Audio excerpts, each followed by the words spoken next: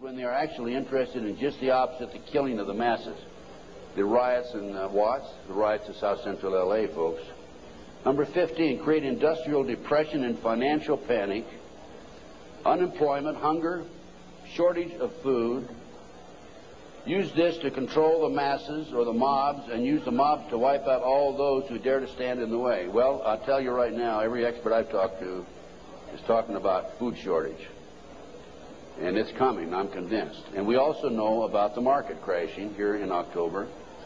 I had a market specialist on my radio talk show, and if you don't listen to my show, I urge you to, because it's a real good, solid education for you. Just this week, George Green, he was also on my show on October the 6th. George told us on October the 6th there would be a crash of the market in October. It came. Now he told us this week there will be another crash, and it will drop, he thinks, 2,000 points. So we'll see what happens. I hope it isn't true. Number 15, create industrial depression and financial panics, unemployment. I've already covered that. Number 16, infiltrate into the secret Freemasonry to be used for their purposes. That's been documented many times. Number 17, expound the value of systematic deception. Use high-sounding slogans and phrases and advocate lavish promises to the masses, even though they cannot be kept. Again, Bill Clinton. George Bush was good at that too, by the way. What's the difference between the Republicans and the Democrats high up? None. Zero.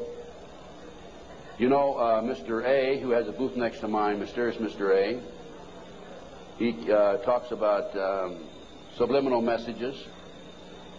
If you look at the logo of the Republican Party, you know the elephant with the 3 stars across the top? Well, if you look at it today compared to 2 years ago, the stars have been inverted. The point used to be at the top 2 years ago. Now the point's at the bottom. Satanic, folks. I can't say for sure, but that's a subliminal message. Inverted stars. Number 18, detailed plans for resolution. Discuss the art of street fighting, which is necessary to bring the population to a speedy subjection. Number 19, use their agentures as advisors behind the scenes after wars through secret diplomacy to gain control. Number 20, establish huge monopolies toward world government control. We're seeing that today, the huge monopolies. Number 21, use high taxes and unfair competition to bring about economic ruin by controlling raw materials, organize agitation among the workers, and subsidizing competitors. GATT, NAFTA. Number 22, build up armaments with police and soldiers sufficient to protect our interests.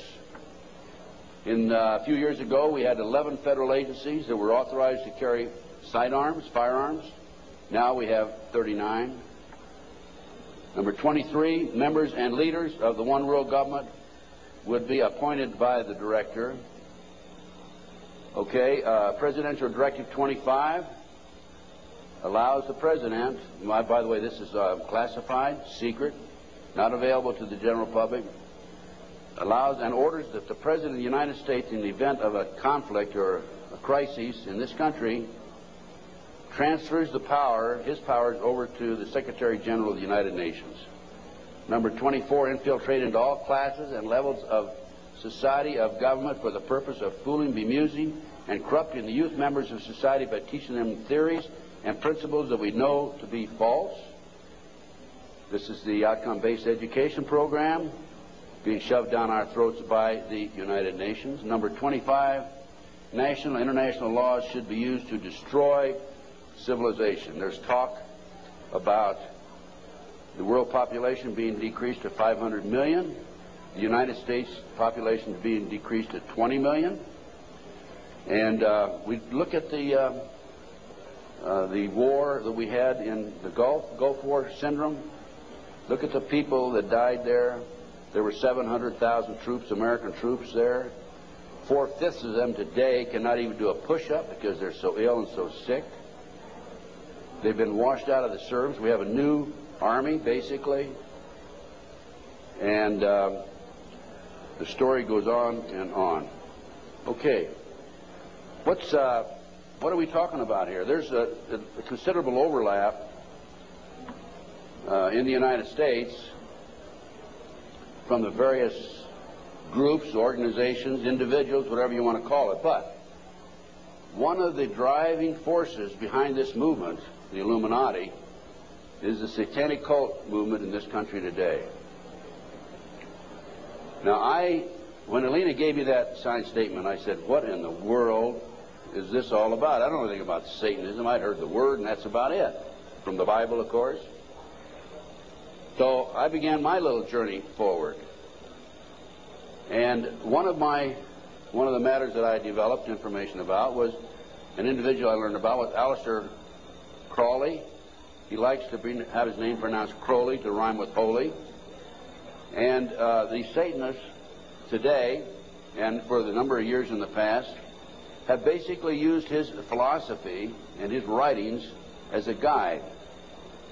And so let's talk about some of his writings and teachings. And here we have Of the Bloody Sacrifice.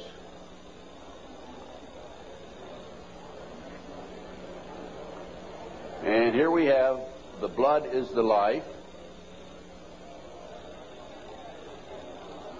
And here on page 94 of his book, it would be unwise to condemn as irrational the practice of those savages who tear the heart and liver from an adversary and devour them while yet warm. In any case, it was the theory of the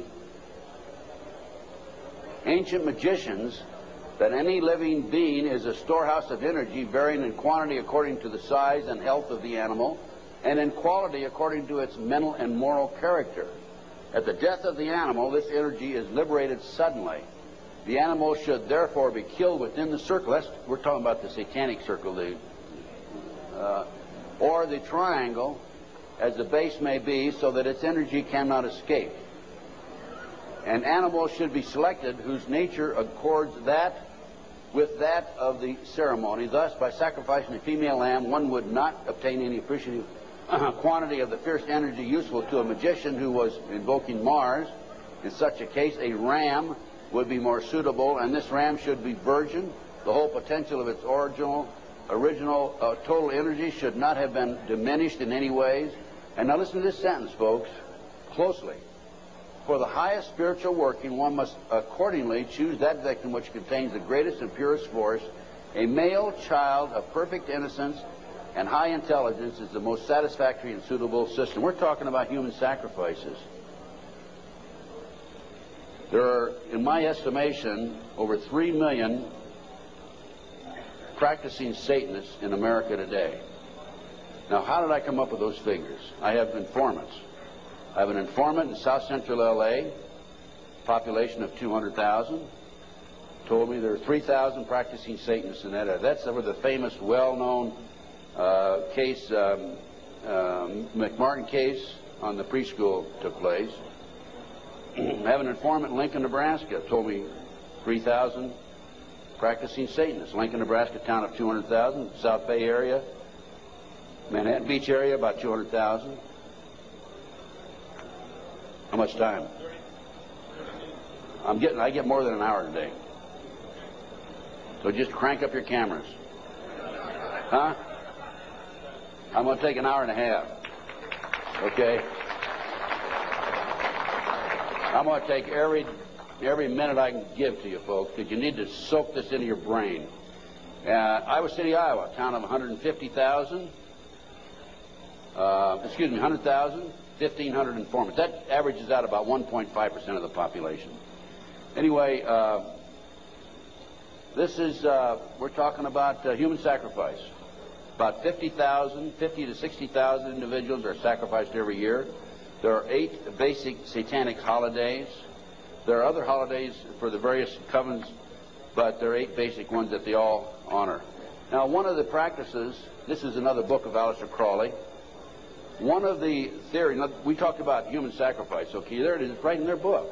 I mean, I didn't invent that. That's there. Another aspect of their religion, if you want to call it religion. By the way, the federal government does recognize the satanic movement as a religion. Yet in Linda's case, the word Satanism was brought up by her husband's defense attorney. They sealed the records, have not made it available. And when she writes to her children and says, believe in God, she gets a letter back from these people saying you can't mention God in your letter to your children. That's just an example, okay? Okay, we're talking here about the 666. That's the beast. That's Aleister Crowley himself. Moreover, the beast 666 advises that all children shall be accustomed from infancy to witness every type of sexual act, as also the process of birth, lest falsehood fog and mystery stupefy their minds, whose error else might thwart and misdirect the growth of their subconscious system of self-symbolism. What we're talking about there is children from birth being exposed to sex. These people, the satanic movement in the world, has set up preschools throughout the world for the purpose of getting their hands on our children. The parents drop them off at 9 in the morning, come back and pick them up at 4, 3, 4, 5 at night. In the meantime, in many of these preschools, the children are exposed to sex from the time of birth. In Linda Wiegand's case, it's exactly what happened. These children have been exposed to sex from the time that her ex-husband got his hands on those babies right up to the present time. And I have a page missing, and I'll have to dig that one up some. I don't know what happened to that page. Maybe the Satanist got it.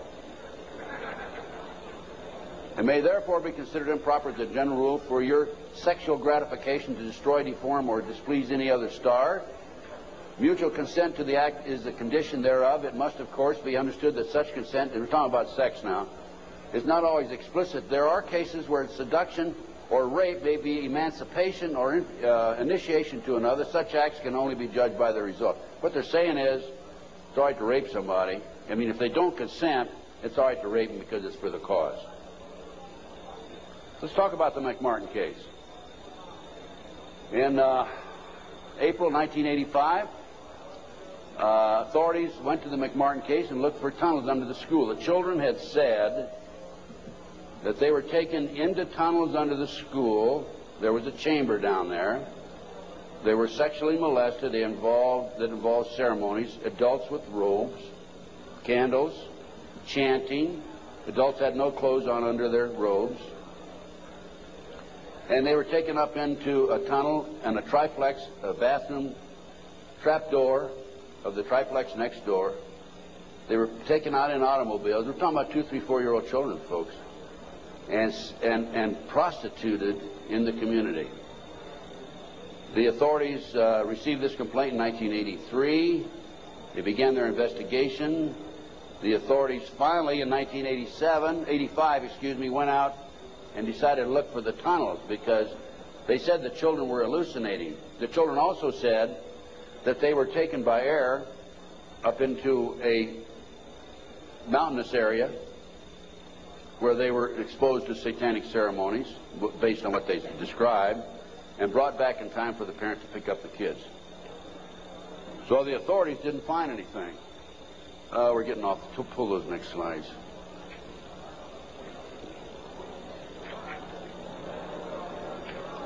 Well, I'll tell you what. In the spring of 1993, I heard that the property of the McMartin School had been sold from the McMartin family to the defense attorney, actually given to him.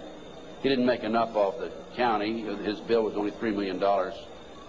And from there, he said he was broke and he sold it to a contractor. The contractor was going to build an office building on the space. And I heard that the contractor had this property, and so I went out and contacted him. And I said, "Dear sir, I would like to have access to that property." He said, "I'll give you 2 weeks." I signed a contract, assumed liability, and along with some of the parents, we hired an archaeologist from UCLA, Dr. Gary Stickle, knowing full well that I'm not qualified to say there's tunnels under there, even if I found them. And we began our dig. At the end of 2 weeks, I had to stall, because Dr. Stickle was not quite ready to admit there were tunnels. It took us 34 days. At noon the 34th day, with the bulldozers, with their motors running, ready to knock the building down. He was going to knock the building down and then build this office building.